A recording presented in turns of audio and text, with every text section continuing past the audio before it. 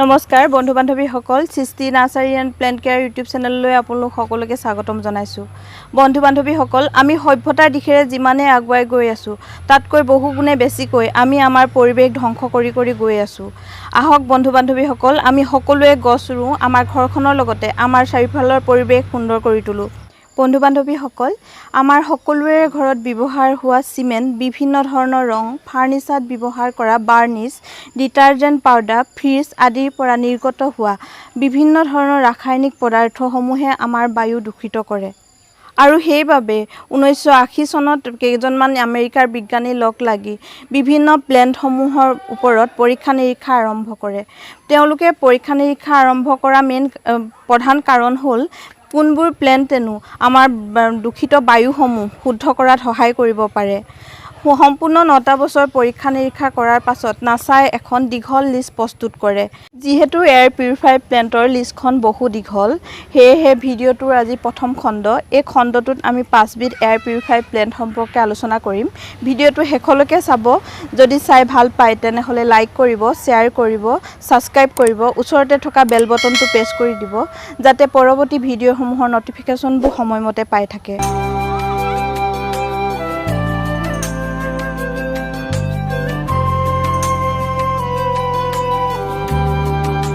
আমাৰ আজি তালিকাখনৰ প্ৰথমবিধ প্লেণ্ট লৈছোঁ আমি এৰেকা পাম। এৰেকা পাম হ'ল ইনডোৰ এয়াৰ পিউৰিফায়াৰ প্লেণ্ট। ইয়াক বহুতে লিভিং ৰুমত ব্যৱহাৰ কৰা দেখা যায়। ইয়াক লিভিং ৰুম প্লেণ্ট হিচাপেও জনা যায়। ই হ'ল এবিধ 24 ঘণ্টাই অক্সিজেন দিব পৰা প্লেণ্ট। গতিকে ইয়াক আমি বেডৰুমত ৰাখিব পাৰোঁ। যদিহে ইয়াৰ অভাৰ ৱাটাৰিং হয় তেতিয়া পাতৰ আগবোৰ শুকাবলৈ ধৰে। গতিকে ইয়াৰ মাটিৰ ওপৰ ভাগ শুকাই গ'লেহে পানী দিব লাগে আৰু পোহৰ অহাৰ ঠাইত ৰাখিব লাগে।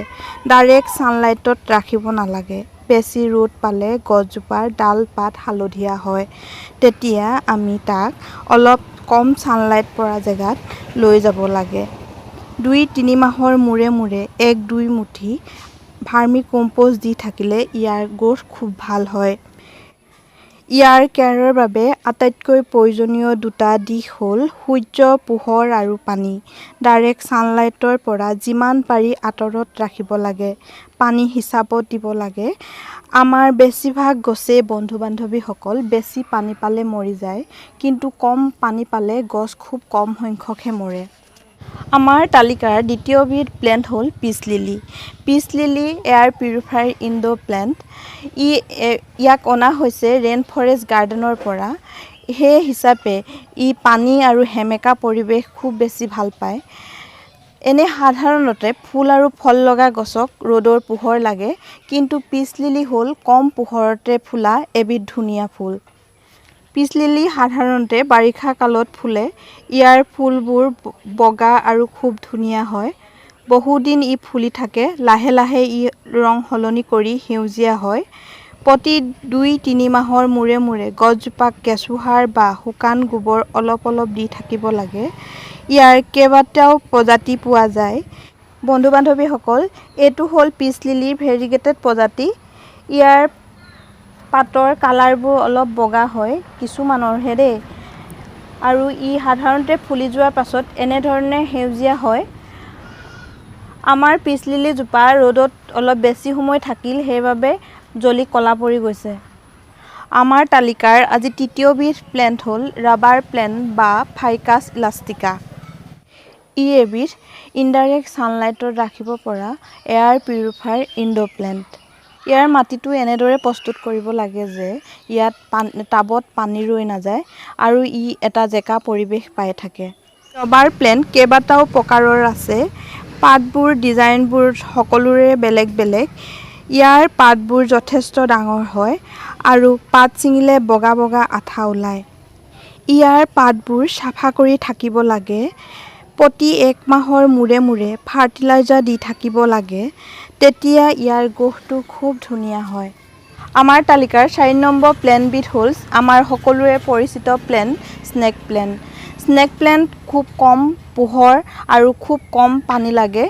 স্নেক প্লেণ্ট সকলো পৰিৱেশতে সোনকালে খাপ খাব পাৰে। ই 24 ঘণ্টাই অক্সিজেন দিব পৰা এবিধ প্লেণ্ট, গতিকে ইয়াক আমি বেডৰুমত ধুনীয়াকৈ ব্যৱহাৰ কৰিব পাৰোঁ। তাৰ উপৰিও লিভিং ৰুম, বাথৰুম আদিতো ৰাখিব পাৰোঁ। ইয়াক আপোনালোকে চালে দেখিব যে ইয়াৰ গুৰিটো চাকুলেণ্টৰ দৰে, গতিকে যদিহে ইয়াক বেছি পানী দিয়া হয় তেতিয়া গুৰিটো গেলি যায়। আৰু এটা বিশেষ কথা কওঁ বন্ধুসকল, ইয়াৰ পাতবোৰ কাটি যদিহে বালি মাটিত লগাই দিয়া হয় তেতিয়া নতুন পুলি সৃষ্টি হয়। ইয়াৰ কেইবাটাও প্ৰকাৰৰ পোৱা যায়। কিছুমান অলপ ডাঙৰ হয়, কিছুমান অলপ সৰু প্ৰকাৰৰ হয়। এইবিধ হ'ল আমাৰ সচৰাচৰ দেখা স্নেক প্লেণ্ট। আমাৰ তালিকাৰ 5 নম্বৰ প্লেণ্টবিধ হ'ল ফিডাল লিফ ফিগ। ই এবিধ আফ্ৰিকান প্লেণ্ট। ইয়াক ৰ'দৰ পোহৰ খুব কম লাগে। ইয়াক যদি ৰ'দৰ পোহৰ ৰখা হয় তেনেহ'লে পাতবোৰ জ্বলি যাব পাৰে।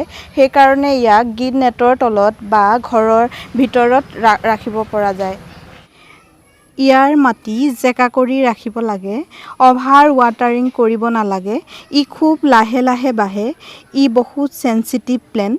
বহুত গৰম বা বহুত ঠাণ্ডাৰ পৰা ইয়াক বচাই ৰাখিব লাগে। ইয়াৰ পাতবোৰ বহুত ডাঙৰ হয় আৰু পাতবোৰ চাফা কৰি ৰাখিলে খুব ধুনীয়া দেখায়। ই পোনে পোনে ওপৰলৈ বাঢ়ি গৈ থাকে। যদিহে জোপোহা কৰি ৰাখিব আপোনালোকে বিচাৰে তেতিয়া আগটো কলম কৰি দিব। কেইবাটাও ইয়াৰ পৰা পোখা ওলাব আৰু জোপোহা হৈ যায়। লিভিং ৰুমত ইয়াৰ ৰাখিলে বহু ধুনীয়া দেখা যায়।